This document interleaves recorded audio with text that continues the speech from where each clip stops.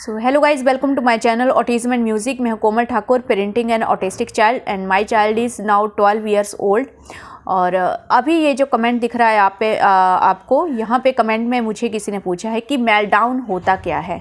सो यहाँ से मुझे डाउट है, काफ़ी सारे पेरेंट्स जो हैं वो मेल्टडाउन को सही तरीके से समझ नहीं सकते हैं, क्योंकि मैं भी तब तक इसको सही तरीके से नहीं समझती थी जब तक कि ये हमारे बच्चे में इंट्रोड्यूस नहीं हुआ।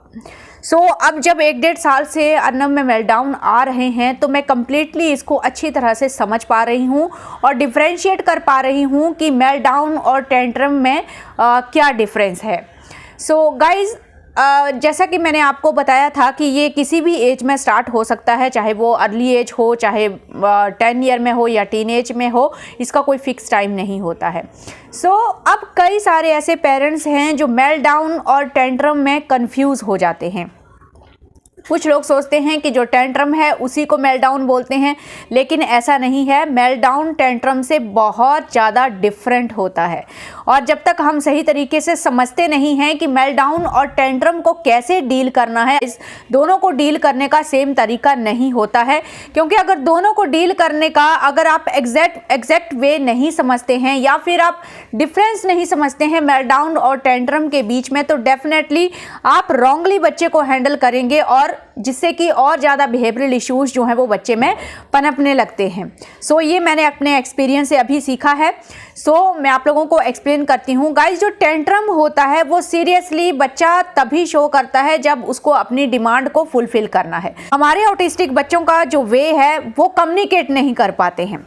उनका कम्युनिकेशन बिल्कुल जीरो होता है। तो उनके केस में क्या होता है कि वो बोल नहीं पाते हैं, लेकिन वो अपनी डिमांड को फुलफिल करने के लिए टेंट्रम शो करते हैं। जैसे दुकान में गए तो वो गाड़ी की शॉप में रुक जाएंगे और आपको बोलेंगे कि गाड़ी, या फिंगर से पॉइंटिंग करेंगे। अब जितनी बार बच्चा जा रहा है, क्योंकि हमारे ऑटिस्टिक बच्चे, आप जितनी बार दिन में 10 बार अगर शॉप में जाओगे, अगर उनकी फेवरेट चीज़ वहाँ पे है तो वो 10 बार आपसे डिमांड करेंगे, और अगर आप एक बार भी मना कर रहे हैं तो उस चीज़ को बिल्कुल भी एक्सेप्ट नहीं करते हैं। तो ये चीज़ें हमने अर्नब के केस में देखी हैं। छोटा जब था तो वो बिल्कुल फर्श पे उधर लेट जाता था, रोना चिल्लाना, गाड़ी के केस में स्पेशली। इसमें क्या होता है, बच्चा देखता है कि पेरेंट जो है वो अनकंफर्टेबल हो रहा है पब्लिक प्लेसेस में।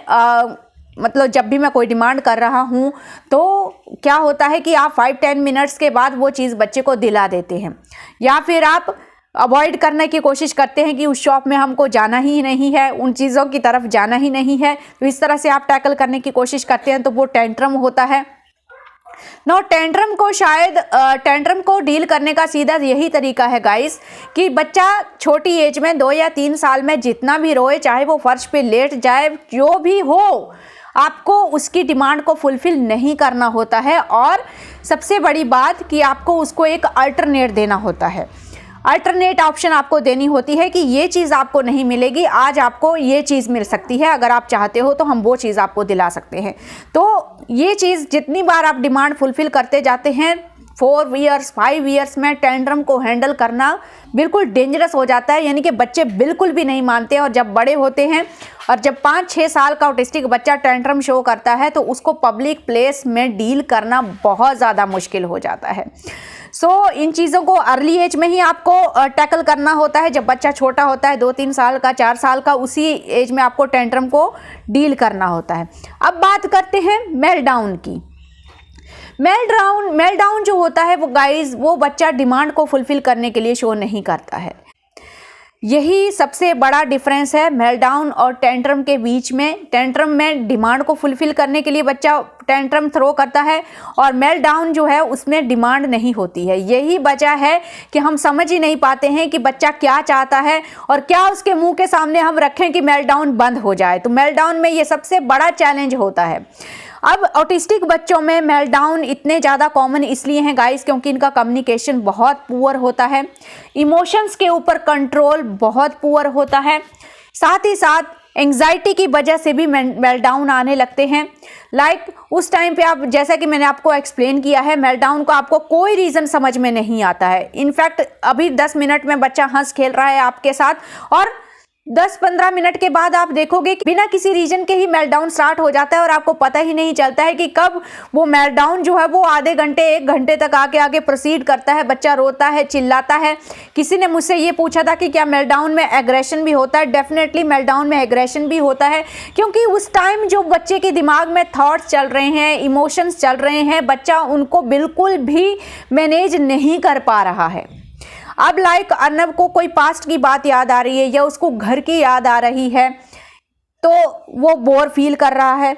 अब वो कम्युनिकेट नहीं कर पा रहा है कि मैं क्या चाह रहा हूँ, क्योंकि अभी तो मुझे कुछ चीज़ नहीं चाहिए। उसको वो याद आ रही है कि हाँ मुझे गांव में जाना है, मुझे ताऊ की याद आ रही है। वो उस चीज़ को कम्युनिकेट नहीं करेगा, लेकिन वो फील कर रहा है, वो उनको मिस कर रहा है, उस इमोशंस को वो समझ नहीं पा रहा है। हम समझते हैं कि हम बोर हो रहे हैं, लेकिन हमारे बच्चे इस इमोशंस को समझ ही नहीं पाते हैं कि हाँ ये जो दिमाग में चल रहा है, मुझे बुरा क्यों लग रहा है, मैं ऐसे अकेले बैठा हूँ, मेरा किसी चीज़ में क्यों मन नहीं लग रहा है, मुझे क्यों मेरा ध्यान जो है वो बार बार वहाँ पे जा रहा है। आपने भी देखा होगा जब आपको किसी की याद आती है, आपको पता है आप इमीडिएटली उसके पास नहीं जा सकते हैं, लेकिन फिर भी इतना दिमाग खराब होता है। कभी कभी आप किसी को इतना मिस करते हैं कि उस फीलिंग को मैनेज करना थोड़ा सा मुश्किल हो जाता है। आप तो हैंडल कर लेते हैं, लेकिन हमारे बच्चे समझ ही नहीं पाते हैं कि मेरे साथ क्या हो रहा है, तो इसकी वजह से वो मेल्टडाउन आने लगता है। अब उस टाइम पे आपको लगता है कि बच्चे को कुछ जैसे किसी ने अभी क्वेश्चन पूछा कि क्या बच्चे को हम लोग स्क्रीन टाइम दे सकते हैं, स्क्रीन टाइम उसके सामने रखेंगे, फ़ोन दिखा के उसको डिस्ट्रैक्ट कर सकते हैं, तब मेल्टडाउन ठीक हो जाएगा। अर्नब के केस में ये चीज़ बिल्कुल काम नहीं करती है गाइस। जब मेल्टडाउन होता है और हम उसको फ़ोन ऑफर करते हैं तो वो सीधा डिनाइड कर देता है कि मुझे फ़ोन नहीं देखना है। सीधी सी बात है कि उसकी वो डिमांड है ही नहीं, उसके दिमाग में क्या चल रहा है वो हम पता नहीं लगा सकते उस चीज़ को। मेल्टडाउन सीधा अगर हम लोग सिंपल लफ्ज़ों में मेल्टडाउन को एक्सप्लेन करने की कोशिश करें तो यही है कि दिमाग में जो थॉट्स हैं, जो फीलिंग है, जो ओवर थिंकिंग बच्चे ने करी है, बच्चा उसको बिल्कुल भी मैनेज नहीं कर पा रहा है और उस थॉट से बाहर निकल ही नहीं पा रहा है। बेसिकली ऐसे केस में जब भी आप कुछ भी ऑफर करते हैं तो बच्चा उसको डिनाई ही करता है। तो आई होप आपको मेल्टडाउन और टेंट्रम में अंतर समझ में आ रहा होगा। अब आप देखिए, मेल्टडाउन में हम अगर बच्चे को एग्रेसिवली ट्रीट करते हैं, अब आपको समझ में आएगा कि क्यों मेल्टडाउन को एग्रेसिवली ट्रीट नहीं किया जाता है, क्योंकि वहाँ पे बच्चा ऑलरेडी उस थॉट में घूम रहा है, उसको अपने दिमाग से बाहर नहीं निकाल पा रहा है, उसको आपकी हेल्प की ज़रूरत है। और आगे से जब आप एग्रेसिव होते हैं, इरिटेट होते हैं बच्चे के आधा घंटा 1 घंटा रोने से, तो आप सोचिए कि वहाँ पे वो चीज़ और ज़्यादा ख़राब होती है और उसका वो सल्यूशन नहीं होता है। ऐसे में जितना हो सके, जैसे मैंने आपको स्ट्रैटेजीज बताई हैं अपने पिछले वीडियो में, यहाँ पे मैं एक्सप्लेन नहीं करूँगी, फिर से वीडियो लंबा हो जाता है। तो आप मेरा जस्ट रीसेंट लास्ट वीडियो देखिए, वहाँ पे जो मैंने मेल्टडाउन को हैंडल करने का तरीका बताया है वो स्ट्रैटेजीज आप यूज़ कर सकते हैं। और इवन आपके बच्चे के केस में वो स्ट्रैटेजीज कुछ डिफरेंट भी हो सकती हैं, वो भी आप अप्लाई कर सकते हैं। मायने ये रखता है, इंपॉर्टेंट ये है कि आपको समझ में आना चाहिए कि बच्चा कब मेल्टडाउन थ्रो कर रहा है और कब टेंट्रम थ्रो कर रहा है।